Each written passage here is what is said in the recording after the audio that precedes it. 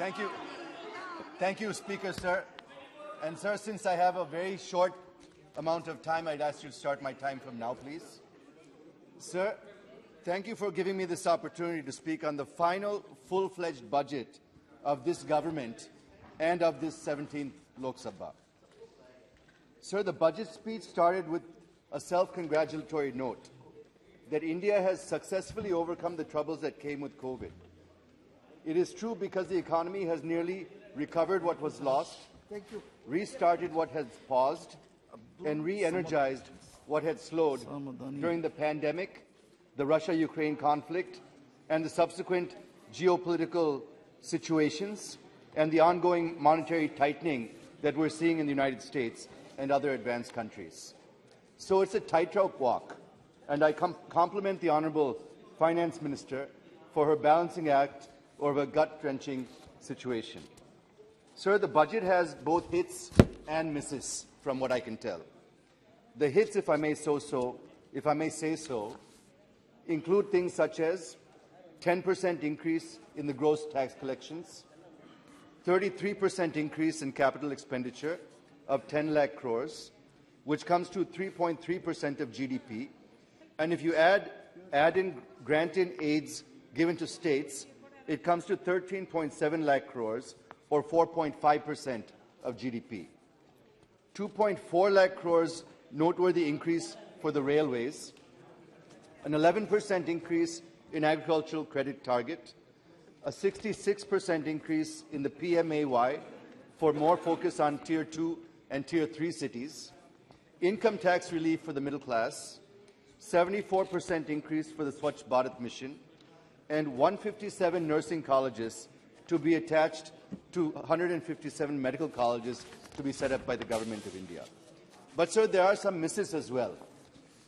A few I'll just noteworthy misses include reducing, I think many members have mentioned this, reducing the Narega allocation to 60,000 crores from nearly 90,000 crores in the revised estimates of 2022-23, reducing the allocation for the National Health Mission from 37,000 crores in the budget estimates of 22-23 to 36,787 crores, reducing the allocation for PM food processing enterprises to 639 crores from the 23-24 from 900 crores in 22-23, reduction in allocation for PM Kisan to 60,000 crores against 68,000 crores this fiscal.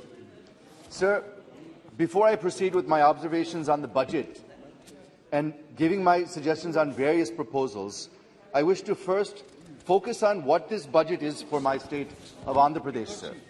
Sir, this budget and the Honourable Finance Minister have disappointed the people of AP once again, sir. The issues are many, but I wish to touch upon the most important ones in view of time constraint. Sir, I've been making this speech now for 9 years, and I'm sorry to say that I've had to repeat myself year after year after year, because none of the provisions have been fully fulfilled, and deadline is fast approaching, sir. Sir, I'm deeply perplexed as to where I should start from. Should I start from what the AP government has been doing since 2019, or should I start with what the Government of India has been doing to AP since 2014? I think this is something that, it requires much more time. Unfortunately, I don't have that at my disposal. Sir, AP has been receiving empty promises and scant allocations since the bifurcation of the state in 2014. In this budget, the Finance Minister has given 5,300 crores to the Upper Bhadra National Irrigation Project in Karnataka, but nothing has been given for Polavaram, which is a national project and has been pending for so many years. This is the first disappointment for AP, sir. I would not say much on Polavaram, since the Government of India and the Jal Shakti Ministry knows every single detail of it. I would only request the Finance Minister for approving the second revised cost estimates of 55,657 crores and release the pending dues to Andhra Pradesh, which they've already spent, sir.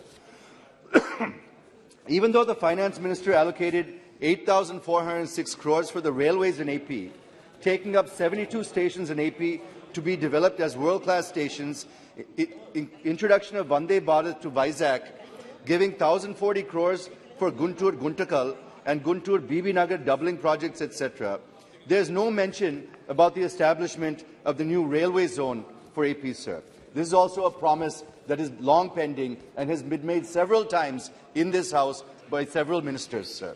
Sir, the piecemeal announcements or allocations do not work, sir. I agree that 10 crores has been allocated to the new railway zone, but there is no announcement when the new zone would come up and become functional. There is no mention about it either in the President's address or in the budget. Even the Railways Minister has not announced anything on this in his post-budget press briefings. This is the second big disappointment for Andhra Pradesh, sir. Sir, the Finance Minister had given 23,260 crores for 4 metro projects in 21-22. The Government of India spent huge amount for Bangalore, Chennai, Cochin, Nagpur, Nashik metro rail projects. And the Bangalore metro was given 14,700 crores and 19,000 was given for metros, other metros in 2022-23. But there is no mention, sir, about Vijayawada and Visakhapatnam, which is a mandate which, both of these metros have been committed in the AP Reorganization Act, and there's no mention in this budget also, sir. Rather, since 2014, nothing has been done in this regard. So this is the third big disappointment for our state, sir.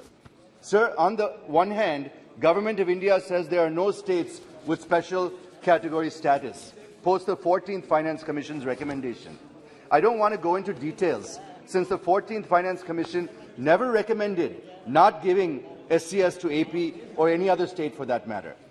But in the 2022-23 budget, government has given back IGST to the tune of 3,631 crores for SCS states. For SCS states, sir, they still exist, as incentive for industrial development.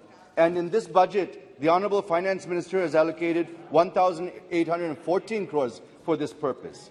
If SCS is given to AP, special category status, it will also be benefited. Sir, we are a new state with no capital and no industrial base to speak of.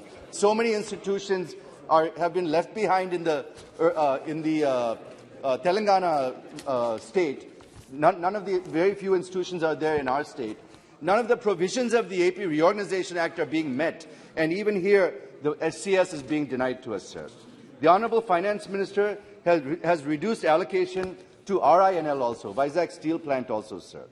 In 2022-23, Government of India allocated 910 crores as budget estimate, and this has been reduced to 683 crores in 23-24.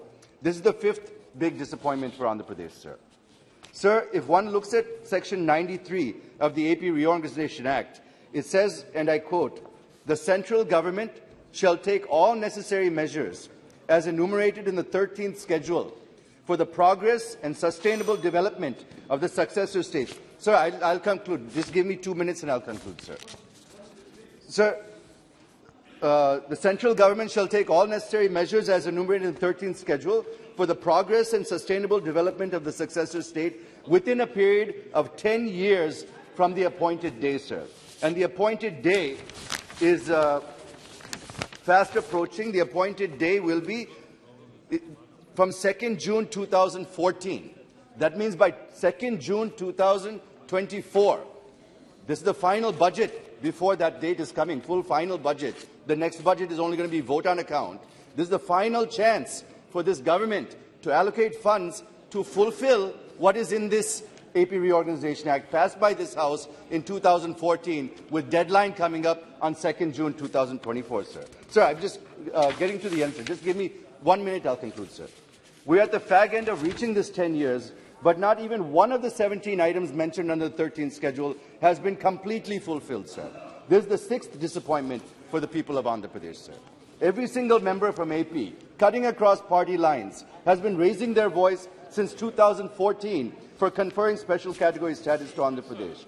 Elections in AP and for Lok Sabha are not far off, sir. The BJP government still has time to rectify this mistake and implement the decisions of the Union Cabinet taken on the 1st March 2014. I'm only appealing to the Honorable Prime Minister that he has the final chance of saving the mother, which he has assured during the election campaign in AP in 2014. But there's nothing in this budget which is the biggest disappointment for AP, sir. So I'm coming, my final conclusion, sir. Thank you. Thank you. I'll just conclude, sir. Sir, I once again appeal to the Finance Minister, the Home Minister and the Prime Minister to respect the commitments made in the AP Reorganization Act 2014, passed by this Parliament, and provide sufficient funds to fulfill all of its provisions in full before the deadline of 2nd June 2020. Thank you, sir. क्या कुछ कहना चाह रहे हैं निशिकांत जी? जी केवल दो छोटे clarification है सर जी कि एकलव्य विद्यालय जो है वो यूपीए